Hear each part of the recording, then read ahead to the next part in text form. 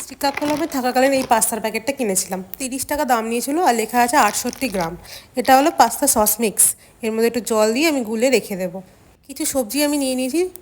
যেখানে আমি ইলেকট্রিক কেটেলে করব, আমি একটু কেটেলটা গরম করে নিচ্ছি। কেটেল গরম হয়ে গেছে, এর মধ্যে বাটার দিয়ে দিলাম। এর মধ্যে সবজিগুলো এবার দিয়ে দেবো। আমি পেঁয়াজ, টমেটো, মাশরুম আর একটু কাঁচা লঙ্কা দিয়েছি। একটু ভাজা ভাজা করে নিয়ে আমি লবণটা দিয়ে দেবো। লবণ দেওয়ার পরে একটু জল দিয়ে ভালো করে সেদ্ধ করে নেবো। সেদ্ধ হয়ে গেলে আমি এর মধ্যে পাস্তা সস মিক্সটা দিয়ে দেবো। এবার আমি বাবেল আসা অবধি ওয়েট করব। জলে বাবেল আসা শুরু হলে তখন আমি পাস্তাগুলো দিয়ে দেবো। দিয়ে 5 মিনিট মতো ভালো করে সেদ্ধ করে নেব। 5 মিনিট পর চেক করে দেখছি পাস্তা সেদ্ধ হলো কিনা। প্রায় সেদ্ধ হয়ে গেছে। এবার আমি ঢাকনা লাগিয়ে এটা বন্ধ করে দিয়ে আরও 5 মিনিট রেখে দেবো। দেখতেই পাচ্ছ জলটা পুরো শুকিয়ে গেছে। আমাদের পাস্তা রেডি। এই পাস্তার টেস্ট আমার তেমন খাস লাগেনি, মোটামুটি লাগলো। দেখা হবে নেক্সট ভিডিওতে। টাটা।